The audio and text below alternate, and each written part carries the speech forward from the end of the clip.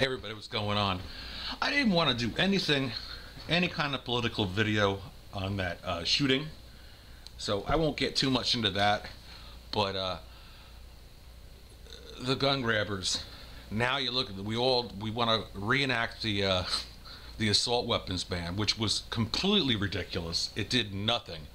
If you ever watch any of the video clips, the people that are regulating these and putting forth these new bills and lobbying for them have no idea at all about firearms. Nothing. I mean, I looked at one. This is like a year ago. I was watching a video, and this congresswoman was like, "Oh, well, we need to stop the barrel shrouds over shotguns because they're dangerous." And the guy says to her, he goes, "Well, do you know what a barrel shroud is?" And she avoided the question for about 5 minutes, and then he finally posed it to her again. "Do you understand what a barrel shroud is?" And she's like, "Yeah, you know, the thing that goes up." These are the people that are making the laws. I'm looking at my New Jersey State Firearms Identifications card. I had to get one of these. I had to wait till I was 21 years old to get it. I've had it now for over 20 years, or I think 19 years. I think I've had it. 19, 20, something like that. When did I get it issued? I got this card in 1993. Now, between 2012 and 1993, I've probably had about 14 handguns and give or take 30 or so rifles. But, you know, giving, trading, exchanging, selling, you know, now I'm down to like maybe 3. You know, it's not a big deal. But I went forth on this journey, and I said, when I started doing the paperwork for it, I go, probably September. It's been almost 4 months now. So this is what I had to do to acquire a new handgun. Now, I have a handgun. One handgun left. I have one. I want to get another one. So this is how the wheels turn around here. You decide you want to get a handgun. Okay. You can't be a felon. I agree with that. You have to go through a background check. I agree with that too. But that's just common sense. Now, this is what I had to do. So I went down and, well, first I downloaded off the internet from the state police the application form, and I submitted that at the local police station. I filled it all out online and printed it up, brought it over to the police station, and I paid $18 for a background check. Okay, that's fine. And an additional $2 to the police station for a filing fee. And now after that, the state police do a background check on me, which I'm fine with. I'm not a criminal. 2 letters go out to 2 people that I know, 2 references. And this is another thing. I really don't think, I think it's a personal thing. When you buy a handgun, you shouldn't have to advertise to people that you're buying a handgun. It just makes you seem like a criminal. So the 2 people that I had fill the character reference out, and they take down information of where I live, where I work, and it's been, oh man, it's been almost 4 months now, and I get a letter in mail the other day saying that we'll say, "Dear Mr. Smith," because the letter wasn't even addressed to me, it was addressed to someone else. You did not fill out the paperwork properly because you didn't sign this. But when I went to the police station, that form was never presented to me to sign.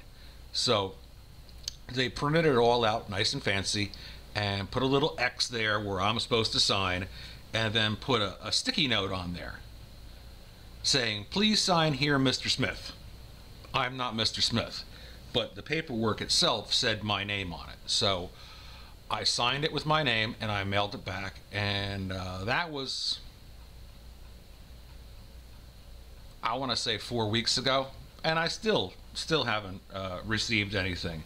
The last time I didn't hear anything for over almost 6 months, And I finally went down to the police station and said, it's been 6 months. I put in all the paperwork, and I haven't received my permit yet.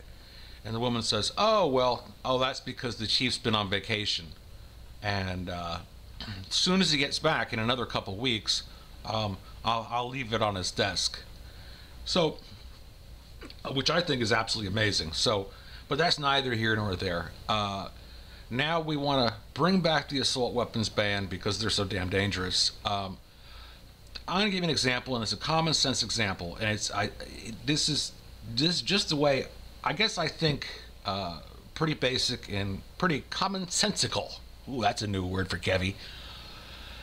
If you have 50 people, we'll say 50 people, and they're from 50 different states, and you're all walking across, we'll say we're walking down a highway, all right, and you come upon an apple orchard, and there's all these beautiful apples hanging from the trees, and there's a sign in there that says no trespassing, right? Everyone says, oh, we can't go on the property there because there's a no trespassing sign. But one of those people from one of the 50 states says, the hell with that.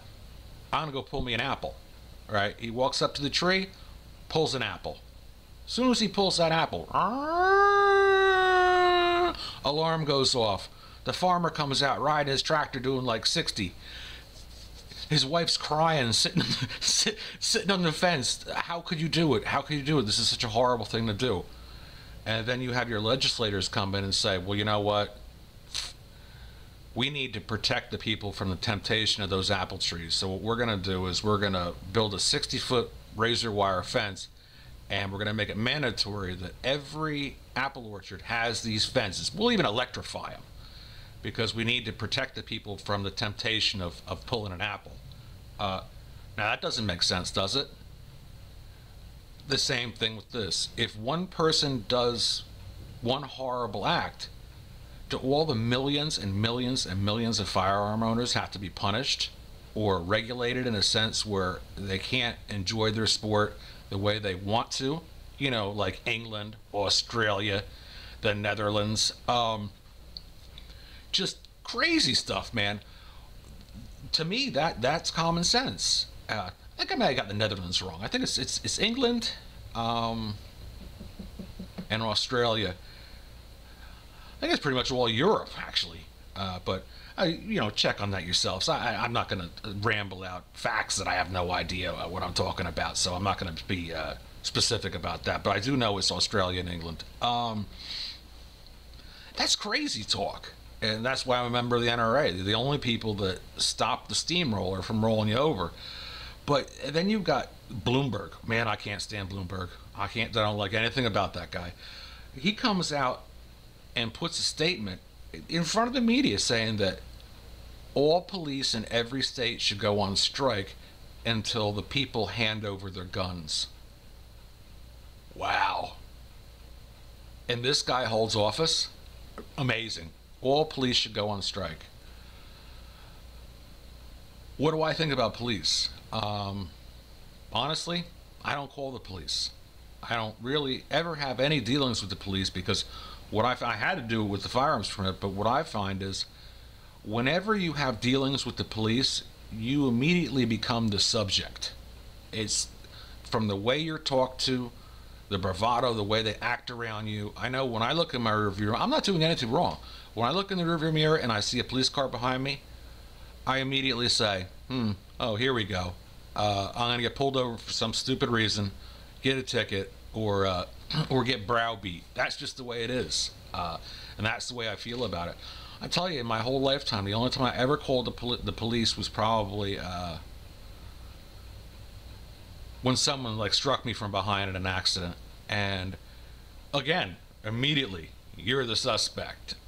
You're being questioned and talked to like you're Nazi Germany. It's just crazy, you know. I don't have any use for them. And I just wanted to put the video up about it. I think the more gun control, I think it's ridiculous. It's a ridiculous statement to even to push that agenda because the assault ban did nothing. It did absolutely nothing. It just kept people from the firearms that they enjoy it in sporting ways, you know. And as far as handguns, I mean, now I have a handgun. In all this time, I have never gotten into any trouble. I've never robbed a bank or threatened or brandished a firearm. I operate them in a safe manner in designated areas, you know. I follow all the rules because I understand how precious the right of the Second Amendment is.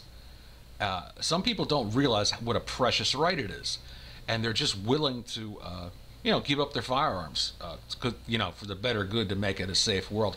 I had a conversation with my father the other day, and I walked away scratching my head, going, this is a man who watches the TV probably 8 hours a day, and he lets that media pump their poison into him.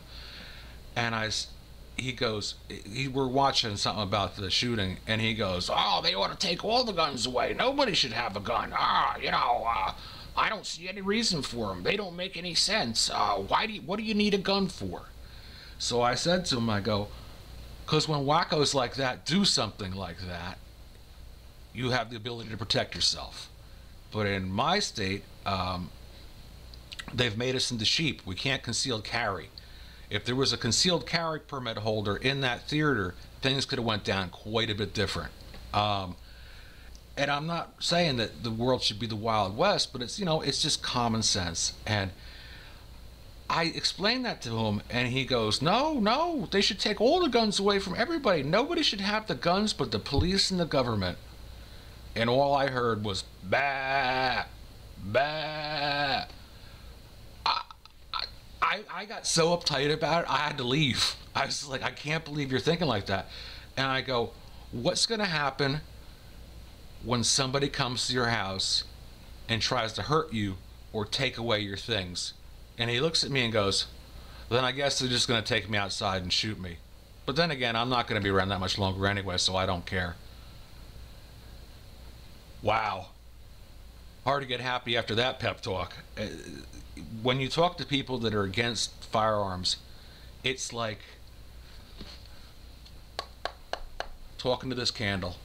They've been brainwashed into the you'll be safer without them. How many times in history have they said you'll be safer without firearms? Look at Nazi Germany.